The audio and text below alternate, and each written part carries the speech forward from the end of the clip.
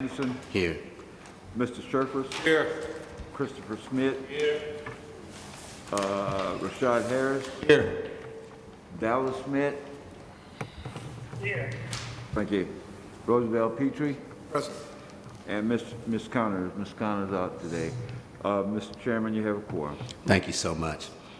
Coming out of our special meeting, we have no action items, no action on tonight, so we're going to just roll straight into our regular scheduled meeting for today. At this time, I would ask that Mr. Christopher Smith would give us our invocation, please. Everybody bow your head, please. Heavenly Father, thank you for this day. Thank you for bringing us together. Thank you for joining us here to visit the city of Port Ross. Please let us be free of all inhibitions that may prohibit us from being our best selves as we try to represent the interests of the city of Port Ross and the citizens of the city of Port Ross. We ask for this in your son Jesus' name. Amen. Stand for the pledge, please. Pledge allegiance to the United States of America, and to the republic for which it stands, one nation, under God, indivisible, with liberty and justice for all. All right. Everyone should have a copy of our minutes from our March 1st regular meeting. We entertain a motion there. So move. It's been moved by Mr. Sharifas and second by Mr. Smith that we approve our minutes as printed. All in favor? Aye. Opposed? Thank you. Looks like we have communications. Mr. Baptiste? Yes, sir, Mr. Chairman and Board. I think in March 23rd, there was an article that appeared in the Port Arthur News about one of our interns, and we wanted to share that with you guys, that you got missed it in the Port Arthur News. This is one of the interns from Memorial that we had last summer that's currently working at Memorial, and she told her story. Okay, that's the articles that have been coming out of Robogistics have been awesome. Just the way that they've gravitated to our young people and hiring them and giving them permanent jobs is just amazing to me. So I really appreciate what they're doing in our community, especially for our graduating seniors straight out of the city of Port Arthur, Texas, Memorial High School. It's awesome. Y'all got a chance to read it? That's awesome. That's awesome. We have any other communications? That's it, Mr. Baptiste? That's all I have, sir. Okay. So now we will have our workforce development report. Renata? Good evening, Board. Good evening. I'm going to start off with our CDL program. As you can see, for the fiscal year 2021, we currently have 27 students enrolled. 18 were enrolled after October 1st of 2020, and 9 after January 4th of 21. So far, 4 have completed. We have 12 on a wait list to start in fiscal year 2021, and 21 students are currently enrolled awaiting to actually finish the program. And I did get a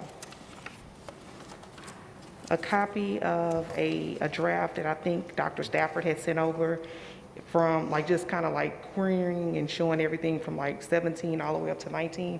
So if you guys have time and you want to look at it, I do have a copy of that in my office.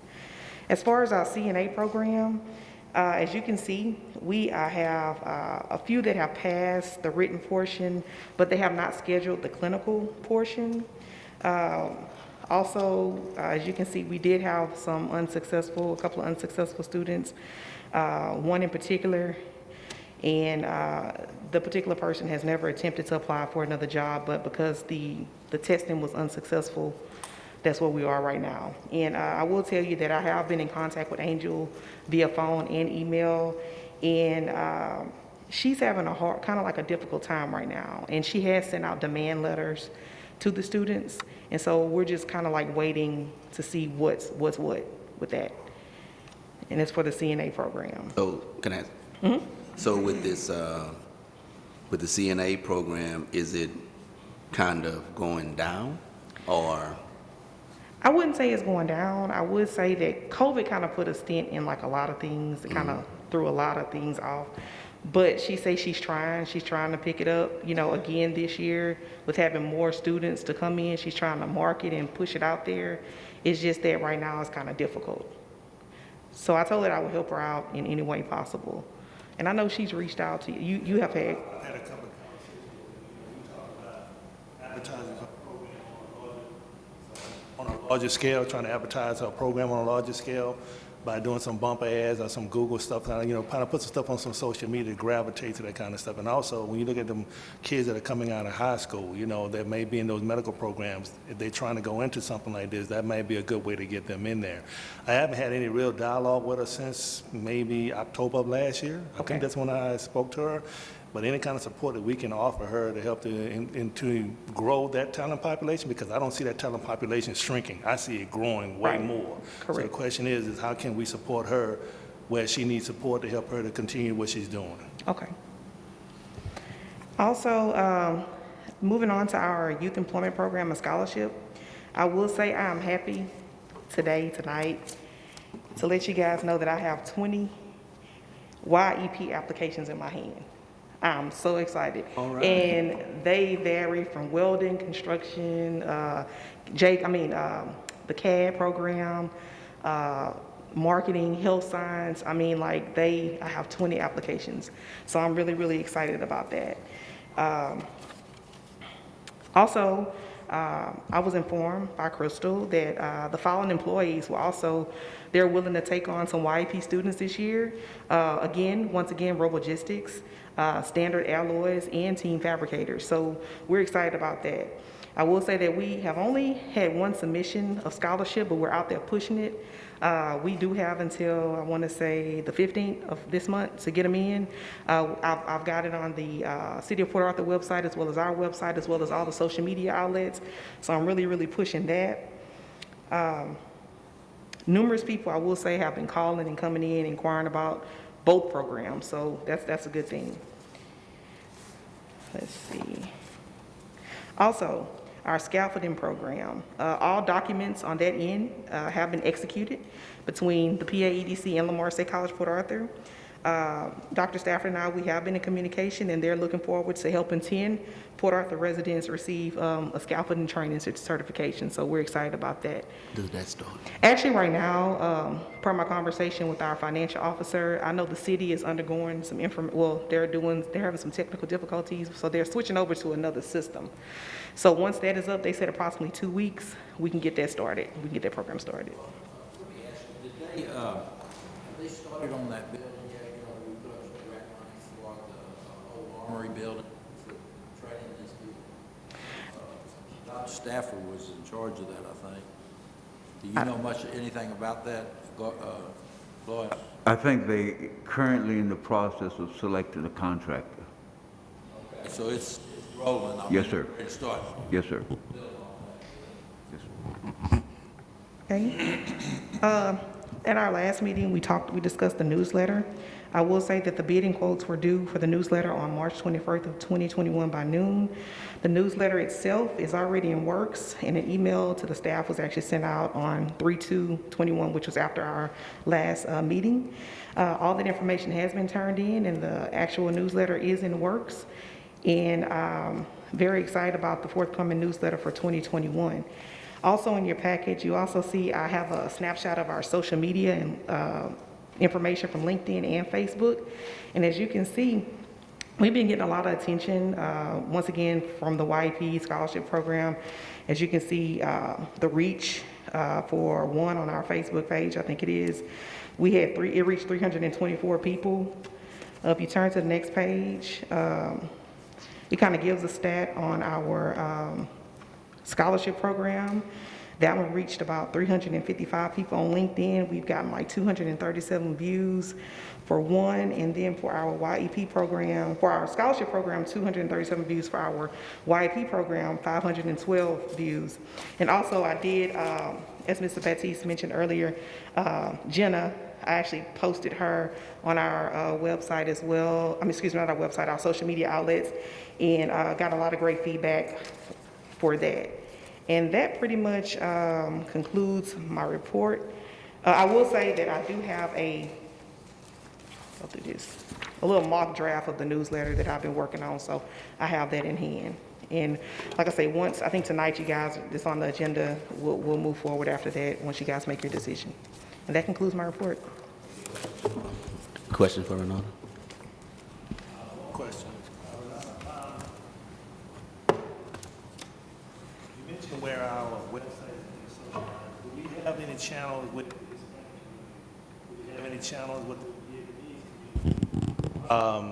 that kind of help to socialize this? I mean, where does it actually go besides just Facebook and I think LinkedIn? Yeah, pretty much Facebook, LinkedIn, and on our website. That's it? That's it. Okay, okay. Because I was wondering, there's a way to probably put some different communities in here, you know what I mean? You know, having this to go in Espanol and in the Hispanic newspaper or the Viet Cong's newspaper so they can see what's going on, because we want to have a holistic approach about everybody in the city of Port Arthur. And I think that might go a long way to kind of help socialize what we're doing, maybe Okay. possibly. Okay. Okay. You have something like that whereby you can translate into the different languages? There's some programs that do that for you. Yes, they do have programs that can translate. Yeah. And I can get with someone from the Hispanic community. I can get with the chamber, and we can go from there. Yeah, that was a great suggestion. though, Yeah. to do that. Anything else? Thank you, Renata. Next, we will have our programs compliance report. Crystal?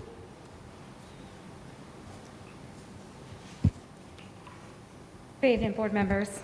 Good evening. Okay, so give you an update on some of our current projects.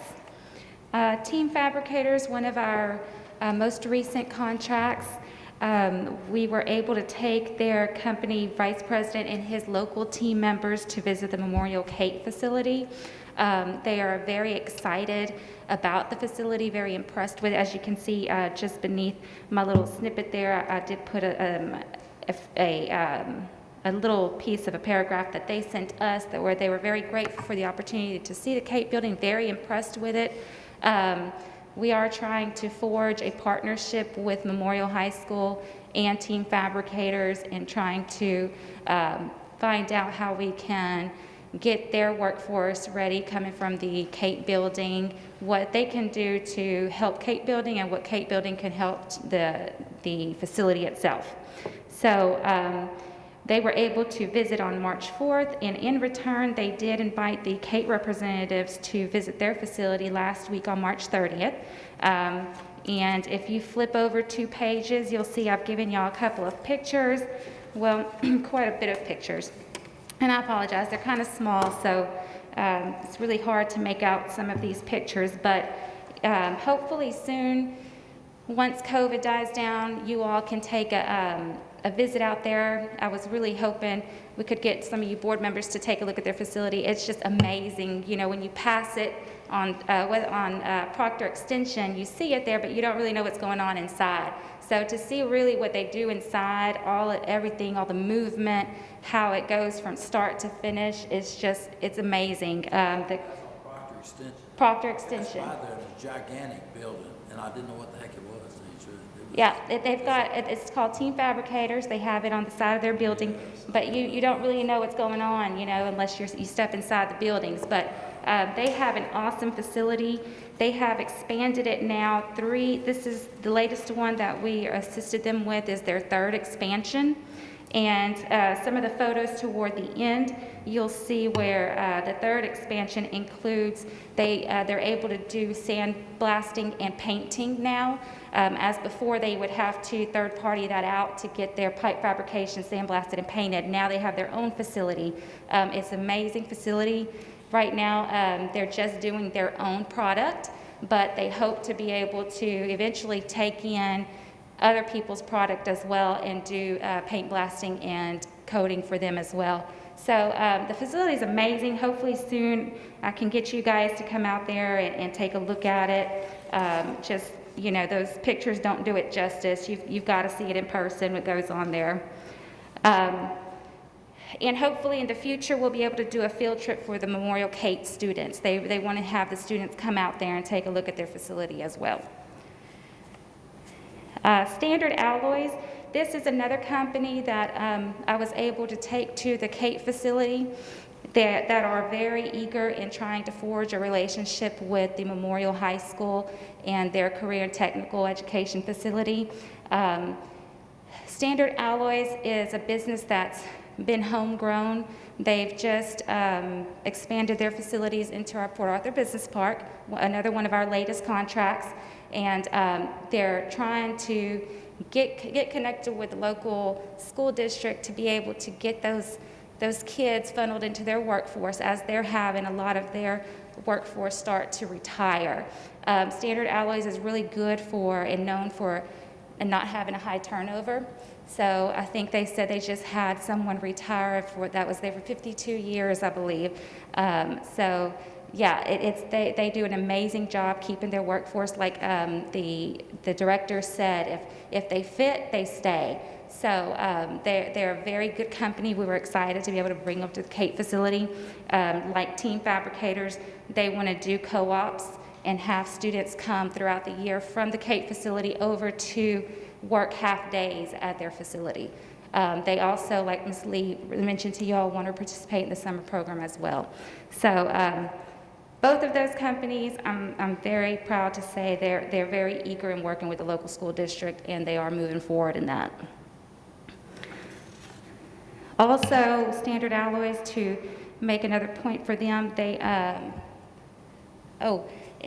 also coordinating efforts to donate equipment to the Kate programs. So that's a huge thing. Kate programs are needing some updated equipment, so Standard Alloys is ready and willing to give them some of their stuff that's outdated for them. They've also submitted their payroll for 2020. Their total paid out to Port Arthur residents in 2020 was $421,153.45, and they are on target as far as their payroll requirements go for their contract. Okay, Destex Industrial Services, they've also submitted their payroll for 2020. Their total payroll paid out to Port Arthur residents for last year was $208,115.19. Industrial Scaffolding has submitted payroll. Theirs for 2020 was $5,456,303.15. They're meeting very well. Arif One, their 60-day extension that you all approved at the last board meeting was approved by City Council. And the close of contract for Tyco Willfire has also been approved by Council. The potential projects that you all have that have come before you but have not become contracts as of yet, Nature's Industrial Services, you might recall, Mr. Menard has been made aware of the incentive offer that you all approved, but he's still working on closing his financial gap. So once he gets that in order, he's going to let us know when he's ready to move forward with the incentive. So we don't have a contract yet with that one. Same as SIP, Mr. Fernandez has also been made aware of the incentive offer you all approved, but he decided he will not be pursuing the project at this time. Okay. Now, if you flip past the pages where the pictures are, we wanted to provide you all with a picture of the payroll status for the current contracts to kind of give you an idea on the return on investment just on the payroll side of things. And I'll go through this really quickly. Jay-Z Russell has generated a payroll of $978,157.58. Port Arthur Recycling, $128,111.98. Now, I have them highlighted because they are still due for 2019 to 2020's payroll, so I'm having to get those from him so I can update at that amount. So that's actually should be greater than that reflecting there. KLV Ventures, their total payroll to date is $869,838.58. Industrial Scaffolding, $753.64.11. Standard Alloy, $620,668.40. Ray's Bakery, this one here is also not updated, but it's the project is actually still in construction, so she hasn't generated any payroll as of yet. And just to let you all know, this one is coming to term next year, so we may have to come back to you all to either extend her contract out or amend it in some way or another once we find out how her project is moving forward. Robogistics, their total payroll as of date is $53,166.34. Vessel repair is at $3,469,020.58. Destex Industrial Services, $369,378.83. And the page right behind that, we've put together a listing of the current contracts, the incentive that they received from us, and then the payroll that they've earned to date. And it shows you a 20% return on investment, and that's just in payroll for Port Arthur residents. So keep in mind, some of these businesses generate sales tax, property taxes for the city of Port Arthur, and this doesn't include our infrastructure agreements that don't require payroll. So those infrastructure agreements generate sales tax for the city. So all in all, the return on investment is really a good percentage just based off of this payroll. And those highlighted areas are actually additional years that will be receiving payroll from these companies. So it's actually, that percentage is going to increase. And that concludes my report. Thank you. Any questions for Crystal? Mr. Chairman, I'd just like to say, tell the board, I certainly appreciate all the work you have done with us, with the ISD. You have been very involved in trying to help us formulate this relationship with these companies, and I just want to say thank you for your help, man. We can. Thank you for letting me help. Mr. Anderson worked at the school district, so he's kind of our go-to person. Thank you, Crystal. I don't see Rachel. Are we going to do a financial report? Mr. Baptiste, you going to do it?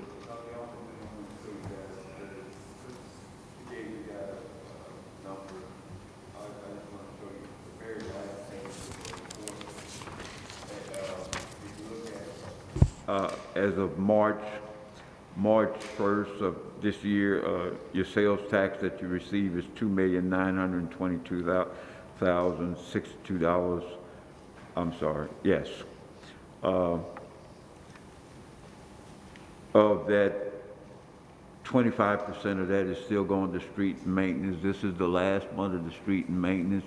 So for the next 6 months, you guys are going to receive your 100% of your revenue. I project that we'll probably be about $5.4, $5.6 million next year. So I think we'll be in good shape. On Rachel's budget, the only thing I can tell you guys is it's a very tight budget. You know, it's a very tight budget, and it's the toughest budget I ever worked with since I've been here. Thank you. We will have our Community and Business Center report. Jana. Good evening, Board. Good evening. First, I'd like to say that things are progressing really, really quickly over at the building. If you haven't had an opportunity to drive by, see the knotwood siding, the windows being put in, it's really exciting. As a matter of fact, representatives from Lamar State College, Port Arthur have recently walked the construction site and their portion of the building, and they're very pleased with the progress and how things are looking. They've made their furniture selections so that our electrician and our audio-visual people can put the electrical boxes in place so that we're not running extension cords and things like that. So we're moving forward really quickly with the Lamar portion of the building as well as the Emergency Operations Center. You'll see on the agenda tonight, we did have to have some adjustments made for conduit and extra boxes and things like that to accommodate the audio-visual requirements for that tenant, as well as some other places in the building. The electrician, Jefferson Electric, did subcontract with DataBox, and they have completed the installation of those boxes. Chief Havens and Debbie from Hernandez have walked that area, and they've confirmed that everything is in place correctly. And we found another tank under the slab, this time under the co-working space. So you'll see that I gave you a handout right before meeting, and it was a pretty big tank. Okay, it was a pretty big tank, so you see it cost about $79,522 to remove and remediate. There was nothing contaminated found in the tank or in the soil, but we did have to have it done quite quickly so that we didn't delay construction. And it was a really big task. So I'm sure that when we get to that place on the agenda, you all may want to discuss that. Yeah, let me say, Janet said it was uncontaminated. There was a low level of hazardous material in there, and it had to be disposed of by certain environmental folks. Excuse me, did we do it, what we did, what, phase 1, 2, and 3? Right, but these Mr. things Petrie, were under the slab. this was under the slab. We didn't know it was there. You know, it was underground. Okay. And when they start trying to put these beams up to support, they found some weakness. This is the third one we found underground, under the slab. What was in those tanks? One was sludge. Trash. Well, 20 by 40. Y'all could have made some That's a biodiesel. big tank. Well, I tell you the good thing about it, we did find a horseshoe. We did find a horseshoe, so we may have some good luck now. So were they able to leave all this structure? Or they just had to take the ink and stuff out of it? Were they able to leave all of this concrete? No, I believe everything comes out and then they fill back with sand. It's a headache, man. $79,000.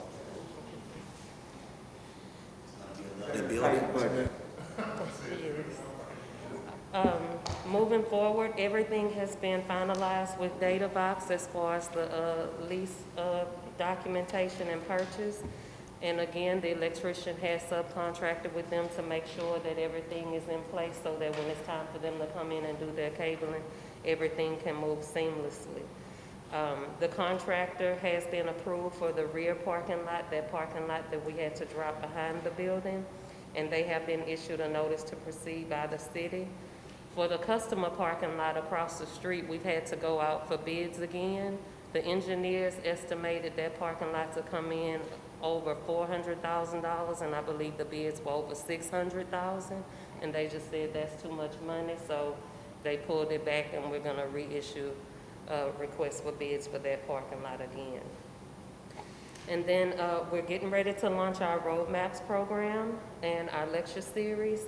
I put in your report that our first Zoom meeting was going to be on April 21st, but I'll actually be attending a webinar, a class rather, on how to develop an entrepreneurial support organization. So I'm pushing that back to the 28th, and I confirmed with my first person that's gonna give a speech that date works for them. So we're gonna push that date back to the 28th, and we're gonna do it twice, once at 10 a.m. and once at 6 p.m., so that we can accommodate those persons who do work during the day. So if anybody would like to attend, just let me know so that we can make sure we don't have a quorum. That way I can make sure I only have 2 or 3 board members on each call. And then if you all want to walk the building as well, just let me know, and the contractor will make accommodations for you to see the progress on the building. And that concludes my report. I had a question. On the, what are the completion dates again on that beautiful building that we're working on? Let's see, July for the Lamar portion, because classes start Okay. August 23rd, and then I'm hoping that the rest is complete around the end of August, early September. Okay. And the date was July for Lamar's section, and you said August? And August for the rest of the building. You're welcome. We have people on the phone. It's been scaring me the whole time. Let me say something on that, Mr. Chairman. I think that date, that August date gonna be pushed to September because of that tank. You know, you just got it cleaned out, you got to get some sand in there, then we're gonna have to get it, it's not, then you got to pour the slab, depending on the weather, you know, and then you have to put all your structural stuff. So I'm being told probably September. Yes, sir. But that's on our portion of the building. So, and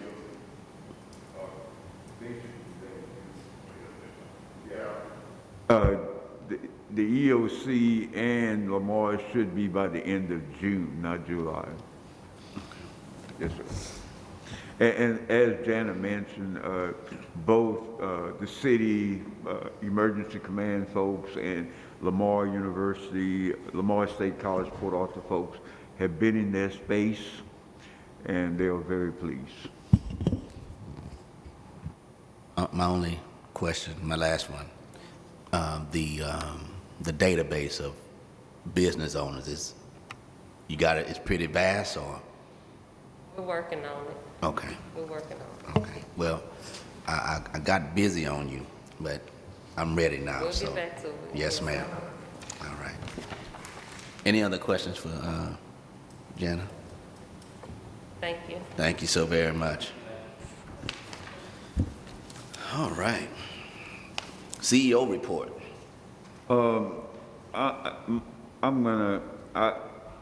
I think each one of the staff person gave you guys my report. I really don't have any additional reports to give to you guys. Want to have any questions for Mr. Baptiste? All right, let's move on. Non-consent agenda. Yeah. Number one, You want to read? You want to read? You can read. What I have in your package is discussed PA 5-year strategic plan. For many years that I've been here, we've been updating this thing, and we have a 5-year plan. This time, I'm just giving it to you guys to review and look over it.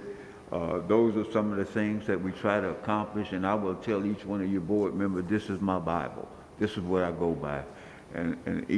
You know, we have not accomplished all of this, but I could tell you guys that 75–80% of it we have worked on and trying to be successful in getting the results from it. What I'm asking you guys is to look at this thing at the next board meeting. We're going to ask you guys if you want to make any adjustment, any changes, you know, different direction, whatever you guys want to do. But this is the plan that we follow. This is the plan that we follow right here. So if you guys want to know what we do, this is what we do right here. And at next meeting, if you guys come back with any suggestions again, or changes or recommendations, we certainly would appreciate that. That's all I have. To Baptiste, quick question. In regard to the strategic plan, I was kind of having some conversations with the president about how our plan matches up with the city's plan, so we all have the same common operational picture about what we're trying to do for the city. For the sake of the new board members, maybe possibly, can you kind of give us a high-level overview of how does our plan map up with the city plan, so we have a common operational picture about how we want to move forward for the city? Yeah. One of the things, Mr. Smith, is that the chairman is proposing a letter to the mayor of the city for a joint retreat with you guys. We deal strictly in economic development and community development. The city deals in community service, which is, you know, we meet at somewhere in the park, but our focus is more economic development, community development. Their focus is community services. So at this retreat, hopefully we could blend some of those things that both the council and this board would like to do and accomplish. So not only my staff, but the manager's staff would have an idea exactly where you guys want to go. And that's what we're going to try to take you guys. I'd like to interject. What about the Port Arthur? I know they spend a lot of money currently, and is there any way we can piggyback off of some of the things those guys are doing? I would say, Mr. Petrie, that monthly, George, or monthly, we meet with the port, the city, myself, George, Lamar State College, the Drainage District. We all sitting down talking, you know, so we have an idea of what they're trying to accomplish, what they're trying to do, and we kind of work together. You know, we all have our own lane to work in, you know, but we kind of work together. So there is a lot of dialogue. Every month we meet with each one, with Larry and his crew and Lamar University and their people and Phil Kelly. We meet every month. So we know, and the city is involved in this also. Does that answer your question? Yes, sir. Thank you, sir. So with this particular item, there's no action. No, it's basically for you to look at it, because I have a lot of new board members here, and this is the direction that previous boards have approved. And, you know, we just want to know if you guys want to continue on this track, enhance this track, if there's any changes, any modification. So just update our plan. That's what we want to do, update it. And every 5 years we do this. Any report on, or do you have anything to say about that as far as, you know, they want to change our designation? Is that going to be on the ballot? Not this, it would have to be next year, because the ballot is, the next election is in May. It's too late to put it on the ballot this year. Just talking about it right now, or is it actually going to go forward? Well, that John, I cannot pull your say. mic down. You don't have the information on that? No, sir. John.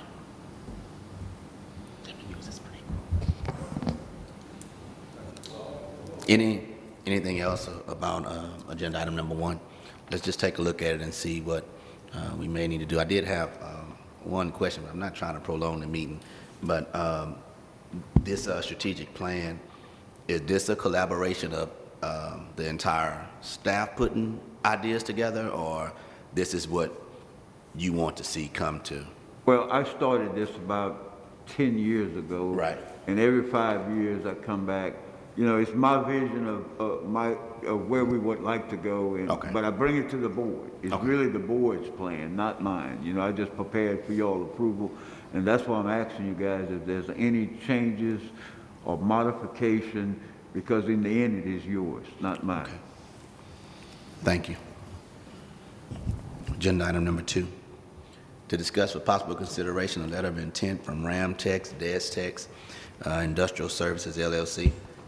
Yes, Mr. Chairman, Commissioners, Ramtex, Destex LLC, it's another letter of intent. They came to us about 2-3 years ago, Crystal, and they leased the building and we helped them out with equipment.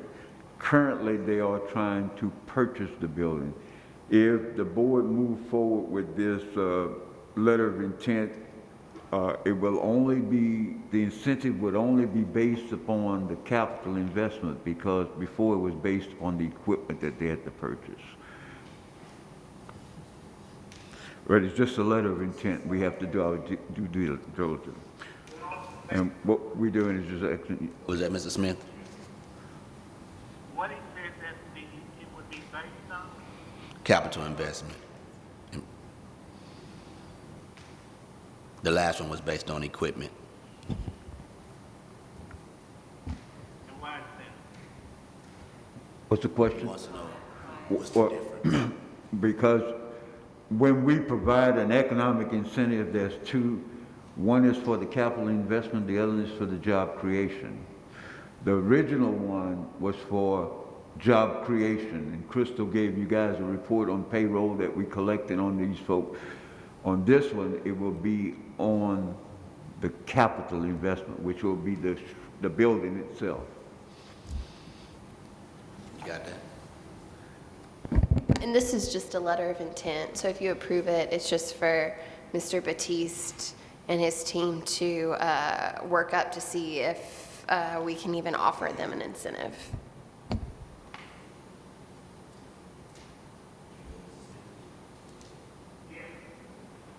Have a motion, please? So moved. The letter of intent for Ramtech, DesTech, Industrial Services. All in favor? Opposed? Motion carries. Agenda item number 3, to discuss for possible consideration approving a land purchase agreement with Rushland Penland for property located in the Spur 93 Business Park. Mr. Batiste. Yes, sir. Commissioners, Chairman, Mr. Penland came to us about a year ago, and he purchased 1 acre of land.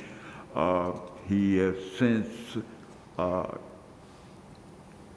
wished to purchase 4 additional acreage, and we're asking you guys to enter into a purchase agreement for the 4 additional acreage at the reduced rate, because he was we asking you to grandfather him because he purchased the 1 acre at the original price, and in his lease agreement, Kate, there was an option to purchase additional acreage to the rear.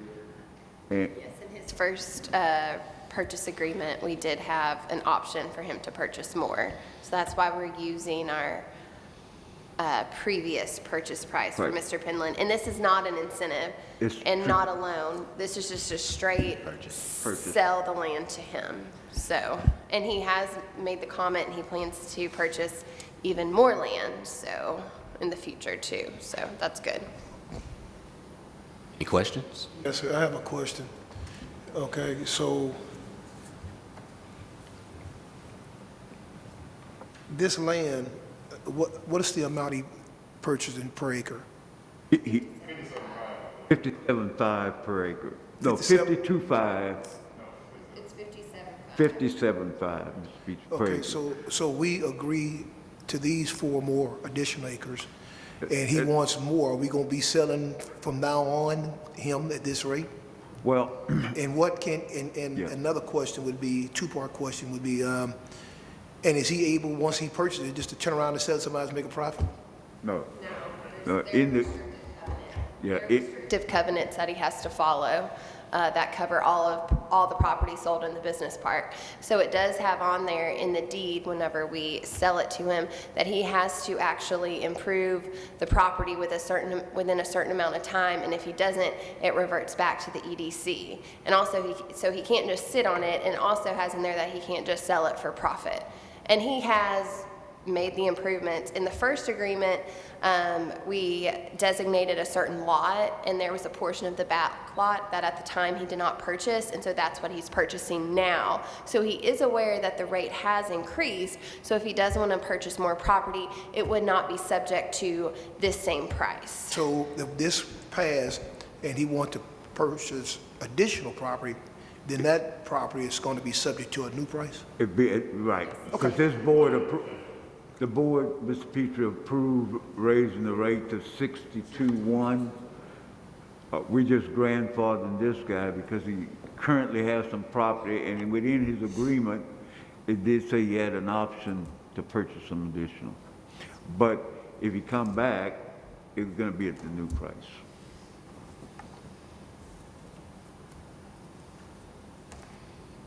Any other questions? May I have a motion, please?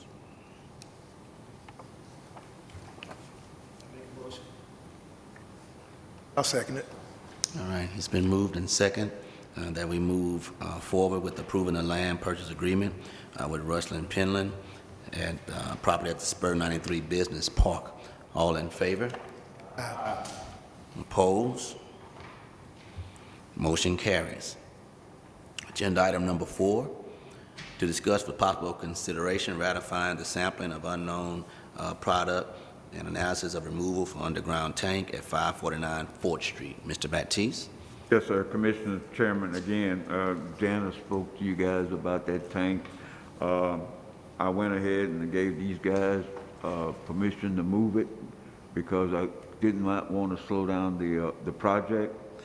I did not think it was going to come in at that cost, but it did. And they had to first test the soil. They had to do some vacuum. There was some liquid there, so they had to bring the vacuum truck out here, vacuum the liquid out of there, test the soil. I think 3 feet below, no, 18 inches below the tank, there was still some contaminants, so they had to take all that dirt out. What I'm doing here, man, I gave the guys permission to move forward with this stuff, and I'm asking you guys to ratify a $79,000 invoice that I have to pay for getting it done without your approval.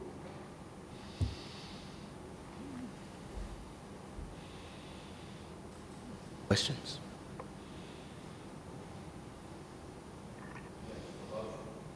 I move that we pay that invoice. All right, been moved and second that we ratify and move forward with the invoice for the removal of the unknown substance at 549 4th Street. All in favor? Aye. Opposed? Motion carries.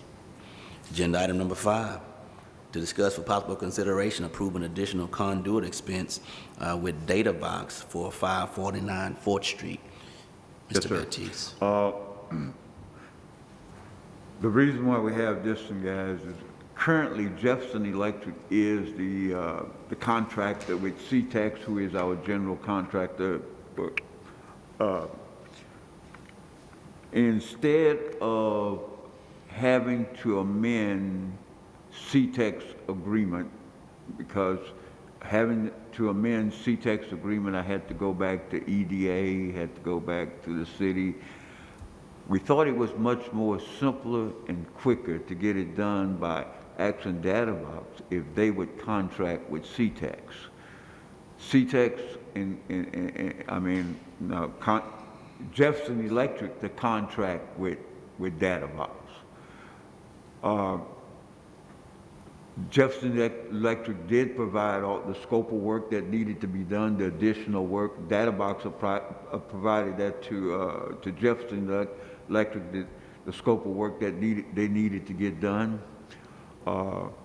Jefferson Electric agreed to do it, and this is both for phase 1 and phase 2. All the electrical work that Databox needs for the system, am I saying that right, Jana? Yes, the system, the audio. For the security system, for the alarm system, for the audio-visual system, for every system that we have in there.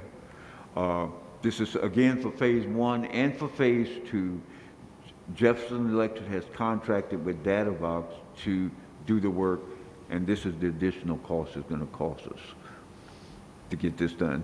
And the only reason we're doing this because, Kate, I didn't want to go through amend CTEX contract. That was approved by EDA. Yes, ma'am. Any questions, board? Everybody understood what I was trying to say? Get confusing when you deal with this, all these stuff every day, man. Tough project, Peter, tough project. This is not what I do for a living either, guys. Hey, we are still excited about the project. But we keep getting surprised by the bill. I understand. But we are excited about the project. Any questions? If not, I'll entertain a motion. Hey, I want to just ask a quick question. On this project, you talking about this is the one, the old newspaper? Yeah. What's the overall cost of that whole project? Yeah, I will say right now, the overall cost for the project is about 8.7 million. And what was the amount of changes? What, well, when we entered into the agreement with CTEX, who is the general contract, we entered into what we call a guaranteed maximum price. Right. And with the guaranteed maximum price, which was $7.250,000, they told us what they could do. We originally started with some white box. You know, they were going to do so much for $7,250,000. Okay. Then we went back with the white box, and we picked up another $1.6 million for phase 2. That's the total cost of the project. And a lot of that, most of the unknown that we're running into is in our contingency. Is in our contingency, not CTEX contingency. With EDA application, I put in there about $500,000 worth of contingency for us. You know, so overall, I think the project going to be about $8.3 million when we all said and done. So you really is not that much over on a Well, project that size. Well, you say it that way, Mr. Peter. No, I'm just saying, you expect overruns on Yes, pretty sir. much Yes, sir. Yes, sir. every project. Well, But originally when we started the project, we asked for a grant. We thought it was going to be about a $6 million project, but when we started running into all these unknowns, and for new board members, the east side of the building we could not see was all wood, so we had to take everything out of it, man. You know, we thought we could have used some of that, we couldn't use nothing. You know, then we ran into all 3 tanks below the ground. You know that we had to. It's just been a hell of a project. I'm just looking forward to walking through it one day when it's finished. Me too. Yeah.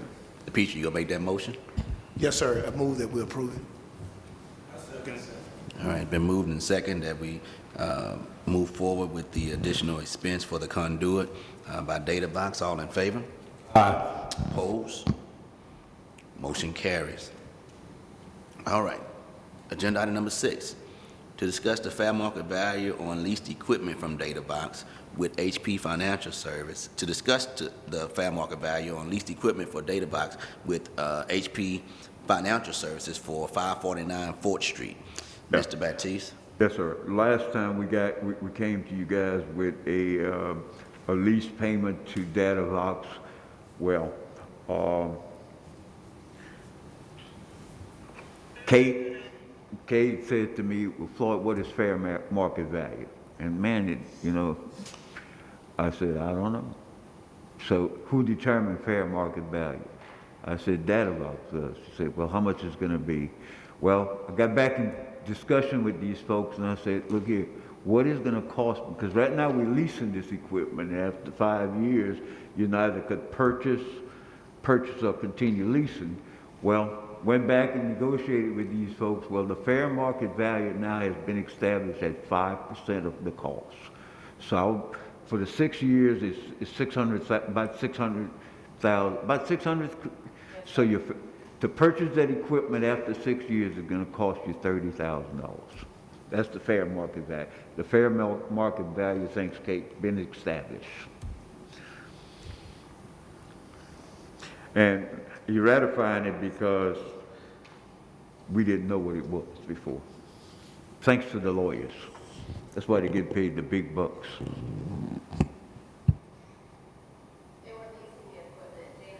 Better than me, because technology, the second you put it in, it just starts plummeting in value. So it didn't make sense for the EDC to actually purchase the equipment. It makes more sense to lease it, and then at the end of the lease, like Mr. Batiste said, you can either choose to purchase it for that fair market value price, or I believe, Jana might correct me if I'm wrong, you can enter into another lease so that you can have more updated equipment.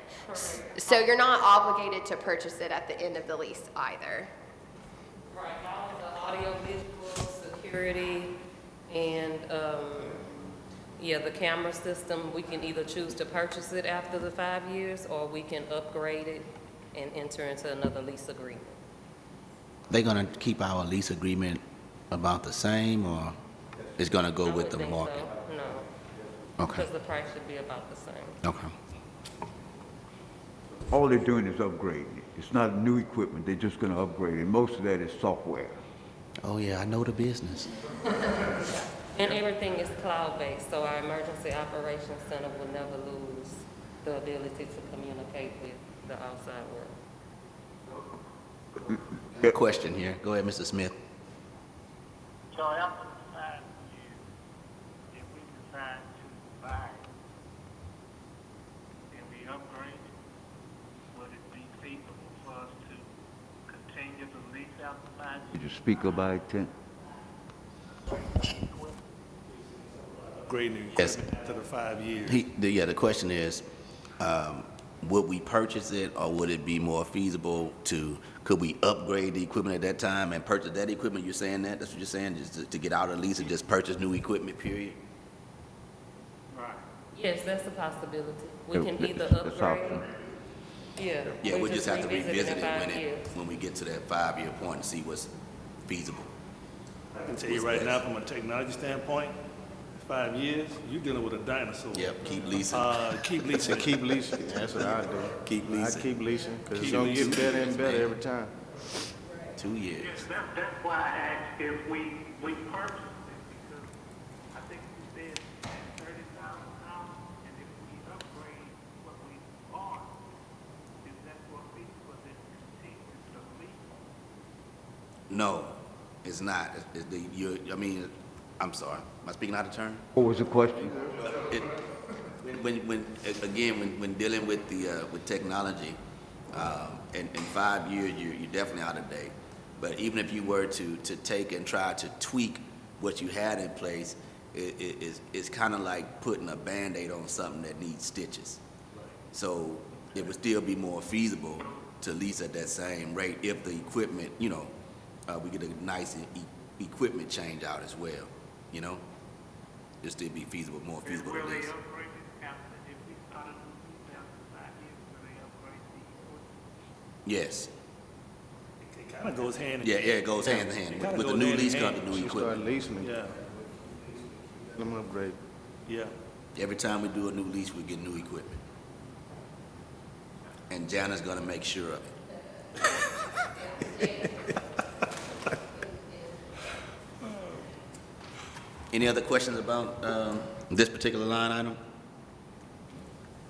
The only other thing I want to say real quick, Chairman, is in the board, we have top-of-the-line technology going to be in that building. Top-of-the-line technology going to be in that building.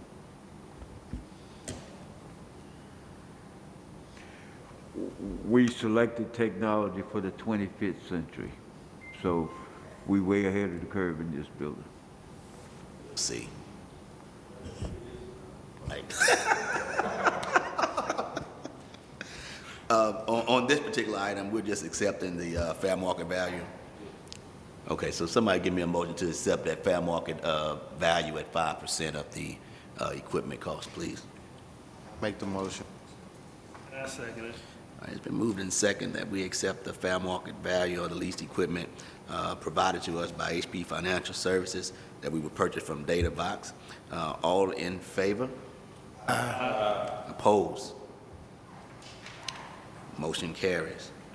Agenda item number 7, to discuss for possible consideration ratifying an agreement between Panama Equipment for repair and installation of generator for 549 Fort Street. Yes, sir. Commissioners and Chairman, this is another mistake I made again. Originally, you guys approved the contract with Panama. We did all this based upon his scope of work or what he was going to do. We never did enter into a written agreement with them. Getting with the lawyers said we need an agreement. So I'm asking you guys to ratify the agreement that we should have had in place prior to us going to council. This council have approved all this. We just did not have an agreement in place. So I'm trying to correct another one of the mistakes I made. We had, this was whenever you all approved that St. Mary's generator, but it was with another company. Well, the individual who was going to handle the move of the generator, he left his old company. So you had already approved the work. So then he went to work for Panama Equipment, and the old company canceled the agreement. And so it's the same scope of work, but we're just having to enter into another contract with Panama Equipment because that's now the employer who employs this individual. So you'd already budgeted this, approved it, et cetera. It was just more this individual left his old employer and now works for Panama Equipment. And it is a good agreement that has about the same scope of work as the prior one. The price is still the same. I think it's, yes.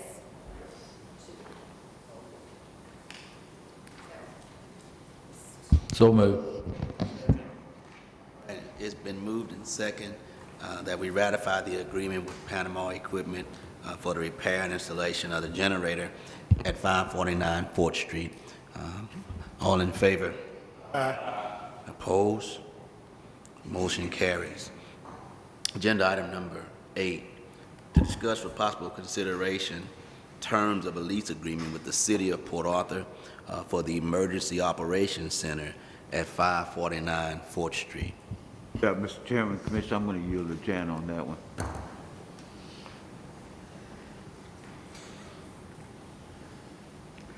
Basically, what we're asking you all to agree tonight is for me to enter into negotiations with the city for the Emergency Operations Center, leasing the space at a certain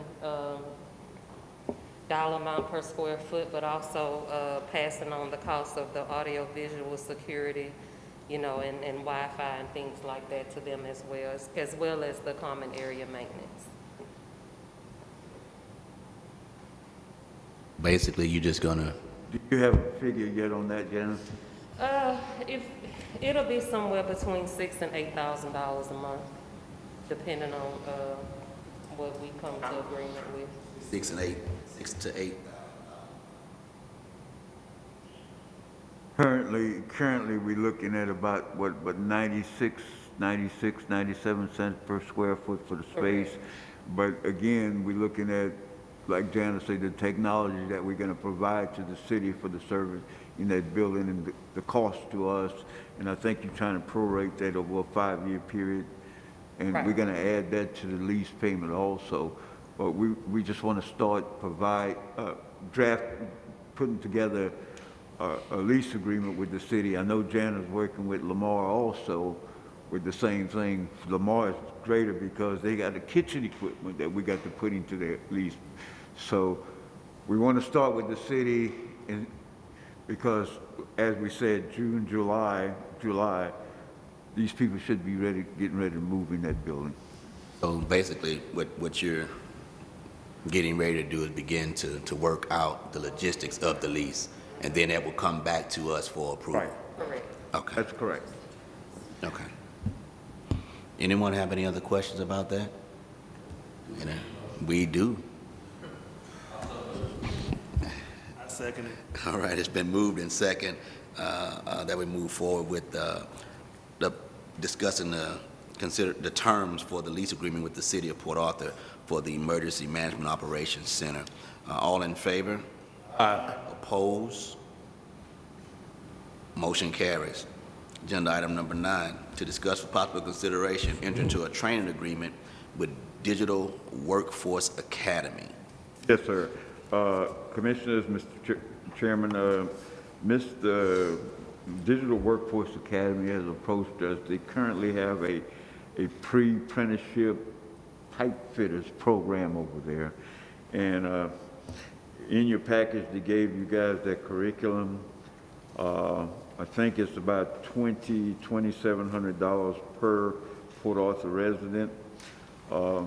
If you guys wish to move forward with this, what we normally do in our training programs, we provide the contractor with a dollar value for enrollment, a dollar value for completion, and a dollar value for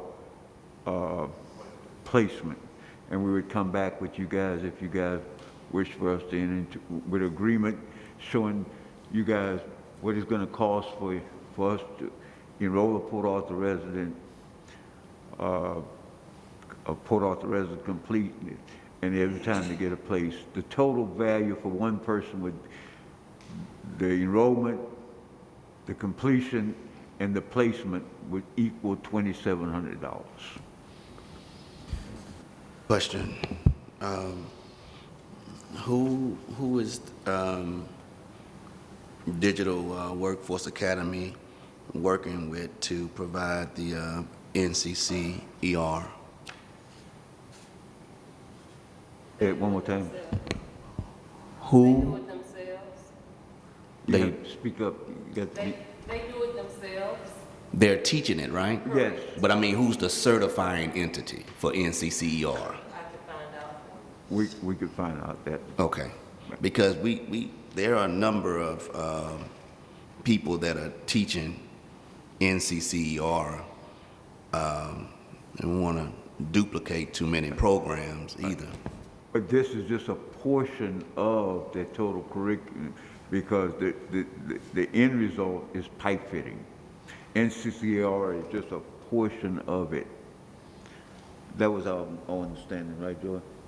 Yeah, I mean, I see what you're saying because it just depends on which fields they deal with as opposed to what y'all already have to do. Yeah, I could check it. Because if pipe fitting is the end result, I mean, we may be able to get some people that already have this core to just go into the next phase, and that way we'll. Yes, sir. Got you. You see what I'm saying? Yes, sir. And I'm just putting that out there when it comes to the NCCER. I know that is a low level Got you. certification. Yes, sir. You know, put out $2,700 per person. When I know that as a certifying entity that has to come in and Right. sign off on everything, so you're really just making money. I mean, I'm not opposed to anyone making money. Well, But- are they in a business right now that they're doing this kind of service? I mean, do they have, They're currently right there on Proctor Street at, a block or two down the street, they provide training there. I tell you They're at what, G-Tech? sir, They're at G-Tech? G-Tech, that's digital. So Yeah. G-Tech is the certifying entity then? Yes, sir. Okay, Yes. all right. Gotcha. Now, what I could do, Commissioner Chairman, is if you guys would like to table this, where I'm beginning to hear what y'all saying now. I'm not like Petrie industrial guy, but I hear what you're saying with just the NCCR. I think more, we should have more about the pipe fitters training in here than the NCCR. That's what I'm thinking. And I could go back, and maybe I'll get with you, Pete, on this. I'll ask if y'all table this thing so I can get some more information for y'all. Hey, he's on the call. What's your name, sir? I'm Melvin White. Melvin White is on the Okay. call. Mr. White is with Digital Workforce. Can you ask the concern, Mr. White, is the curriculum, the classroom training that you provide is mainly toward life skill, and the NCCR is not much talking, there's not much written about the pipe fitting. So can you tell the board something on that? Let me just clarify, we are in the Right. through NCPER. Right. We're fitting a particular niche in the marketplace where we're serving underserved populations. We can train on NCPER over 70 crafts, and what we train on is based on what industry is requesting us to train on. We are providing level 1 certification. We can provide all the way up to a journeyman certification because we are the assessment entity as well. We issue certifications, but we saw that there was a need to serve underserved populations in the area, people that needed upskilling. So we weren't trying to train what everyone else was doing. But again, we are the training and the accrediting body that's been certified through the NCCER. And the reason why the cost is $2,700, we're not just training on NCCER core. There's a hands-on competency component that we're training on in this program. The core is just the entry-level piece, but there's over 85 hours that the student must go through what we call competency in the actual craft, whether it be bolt up, whether it be scaffolding, whether it be forklift training, OSHA 10, OSHA 20. There are ways that they're learning how to use the tools in the craft, construction math. But there are several things. NCCER core is just the basic certification, but they have the credentials upon the actual training of this program that they're able to go in as a level 2 or a level 3 helper on their way. That's why we call it a pre-apprenticeship program. Once they finish the program, they're hired by an employer, and that employer can then put that person on an on-the-job training where they actually have milestones that they're able to accomplish their practicum on the job, to where that goes toward their upward mobility. But we felt like that was an unmet need in the market, to whereas those individuals that was at the bottom level or intermediate that didn't have a pathway, that's what we're providing in this training. Do y'all do any placement? That's a part of what we do. We are a placement component. We are a national Department of Labor apprenticeship program. We've trained over 3,000 people since we've been there 12 years with a 70% placement rate with expansion projects since Motiva's project back in 2007. That was the start of our program. We were asked to come to the area by the Port Arthur Industrial Group. So that's how long we've been in the area. We've just never seeked out to try to work with the Port Arthur Economic Development. We typically get funding from the state of Texas.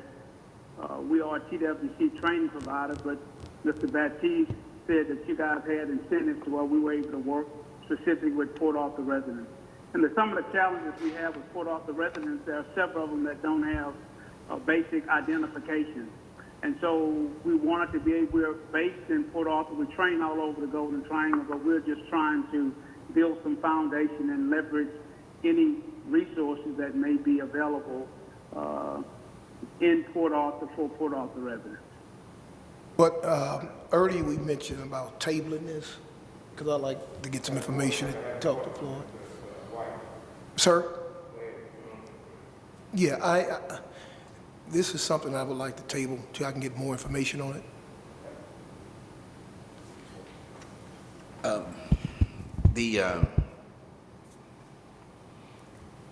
Mr. White, the information that's provided, I believe we kind of get, but I believe that we want to maybe be able to sit down with you, maybe a small few or a little committee to kind of discuss some of the idea so that we'll be able to make a more informed decision as we move forward with the apprenticeship training.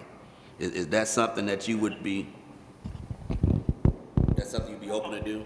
That would be fine with me, sir, whatever's your pleasure of how you want to move forward. This is just an option that we were exploring.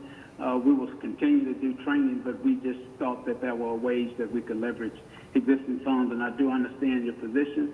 And if there's any additional questions that you may have about the information that I provided to Mr. Baptiste, I would be happy to answer any questions or visit with anyone at any time.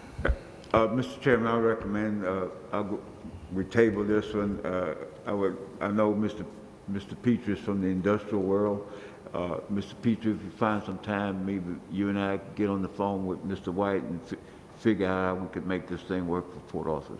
Yes, sir. Thank you so much. And Mr. White, thank you for being on the call and for responding to the comments that we have made about this. Please don't misunderstand the comments.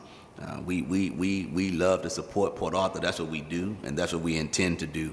But as you have just stated, we want to make sure, like you want to do it the best way, we want to do it the best way as well. And I believe we can work together to make that happen. And we appreciate your time.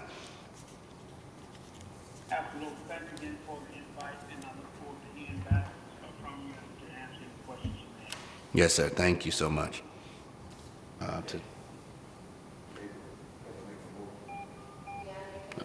And Mr. Petrie, make your motion to table, please. Yeah, I move that we table.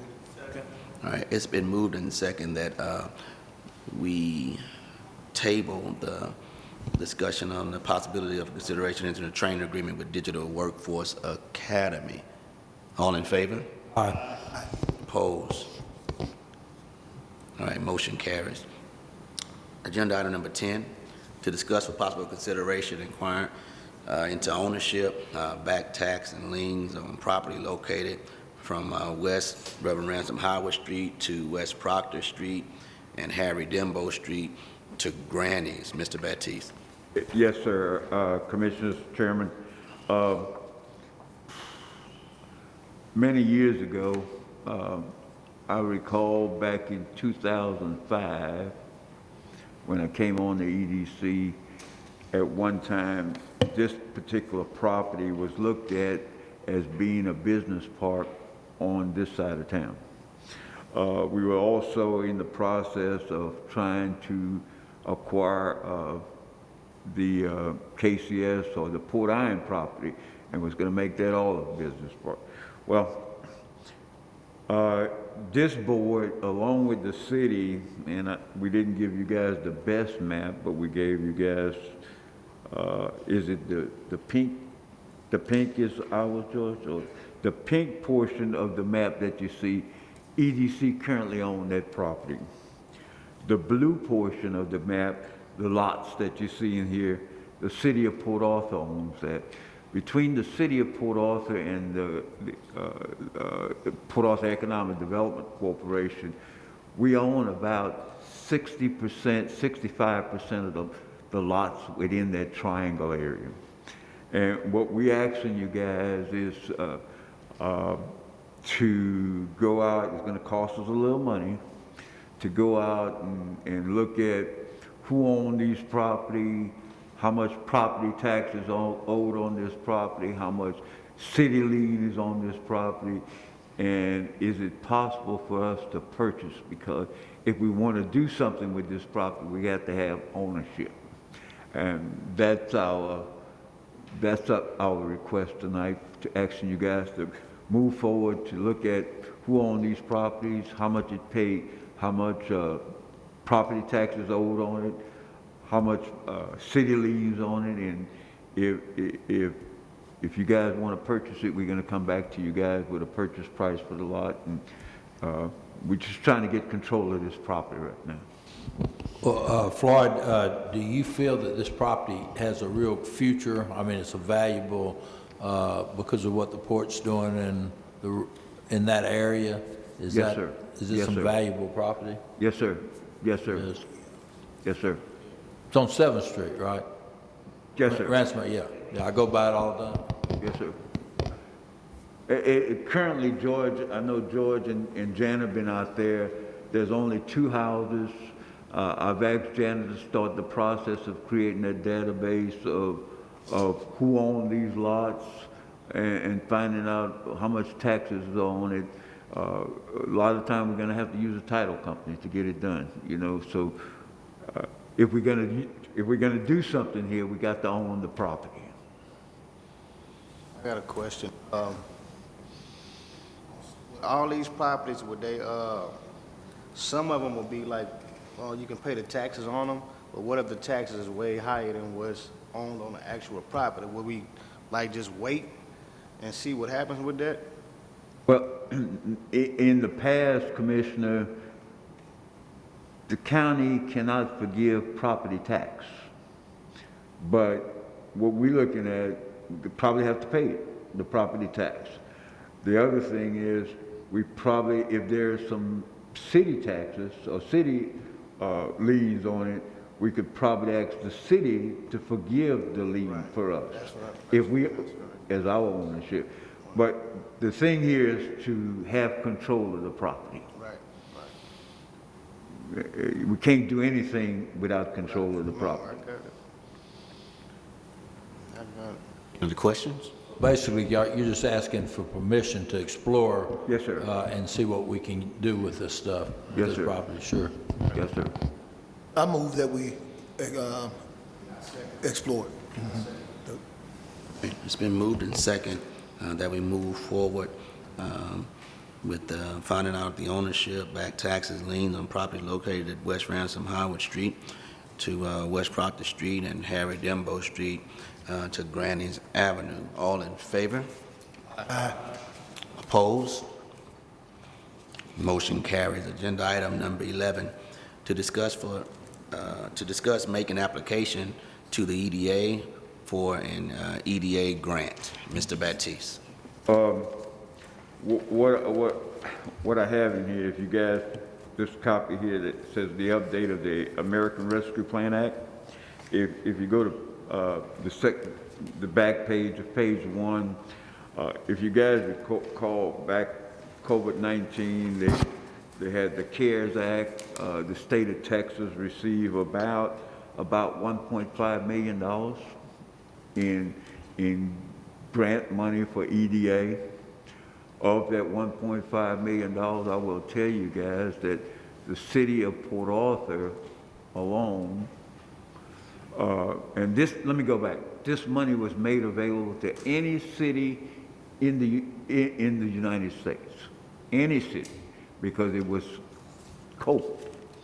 Well, and the Austin region, which we are part of, covers Texas, Louisiana, Arkansas, Oklahoma, and New Mexico. So all the cities in any city in all 5 of those states had access to this $1.5 million. Well, the city of Port Arthur received $21 million of that money. This time, under the new act, which is the Rescue Act, Austin's gonna get an additional $300 million. So that's twice the amount of money they got under the CARES Act. So that means that EDA gonna have a lot of money. So what we asking you guys is to begin looking into possibility of making application for some projects here in Port Arthur. That's our request. Motion. Make a motion. I second. One even thought about that one. I like that. I'm just wondering where his typewriter at to go ahead and get it going.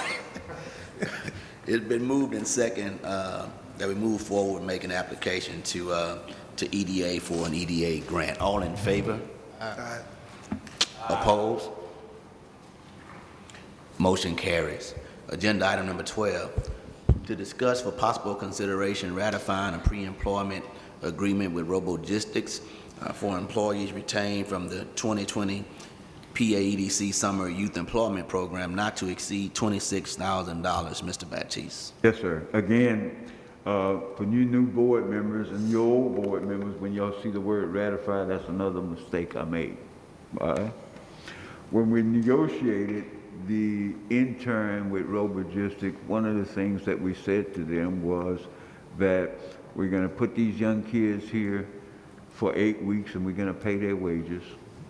And then if you retain them, we're gonna put them in a pre-employment program and we will reimburse you up to $6,500. Well, again, I made another mistake.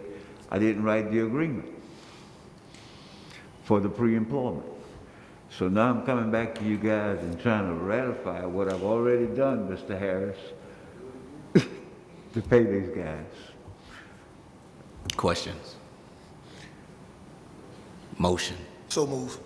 It's been moved and seconded that we ratify the pre-employment agreement with Robogistics for employees retained from the 2020 PAEDC Summer Youth Program not to exceed $26,000. All in favor? Aye. Opposed? Motion carries. Agenda item number 13, to discuss for possible consideration approving a pre-employment agreement with Robogistics employees retained from the 2021 PAEDC Summer Employment Program. Mr. Baptiste. Mr. Commissioners, Mr. Chairman, if the board doesn't mind, I could take 13, 14, and 15 together. I don't mind. Anybody else mind? You want to take 16 together with that too? I can't do that. I can't do that. All right. Well, just take what you can. Take what you can. 13, 14, and 15 is, I'm just trying to be proactive and get my agreement together now, because we do have some kids that's going to be in the summer intern program. So this agreement will only take effect for those kids that they retain after the summer. After the summer. So I'm just being proactive here.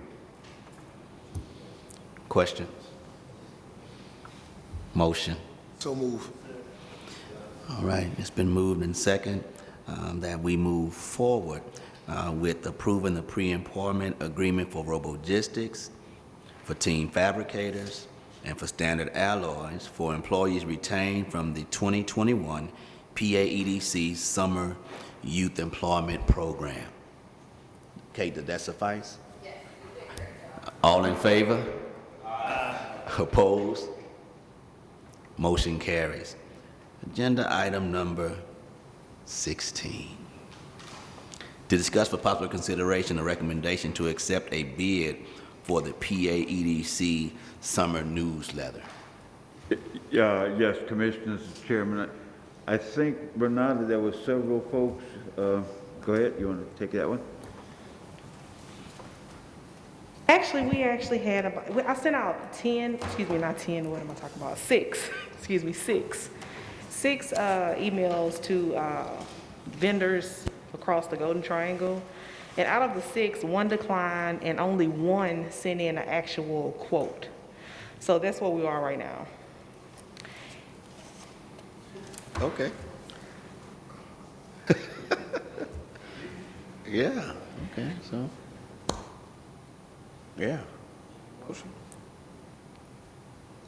I mean, we already agreed we were going to do the newsletter. Right. Only one person wants to do it, so we have a motion. Can I get a second? I second it. All right. Righty. It's been moved and seconded that we move forward and accept the bid for the PAEDC Summer Newsletter. All in favor? Aye. Opposed? Motion carries. Thank you. Renata, you said you had, no, not that. No, she said she had like a mock, you had some type of. I do have a mock, a layout, just like a draft currently, but I will tell you that the company that actually sent in the actual bid, they did our last 2 newsletters. Okay. So, Okay. great production. All right, got you. Yeah. Gotcha, cool. All right. Gentlemen, if there be nothing else, I entertain that also favorable motion to adjourn. So move. All right. All right. Thank y'all. See y'all on next time. Okay. You made it.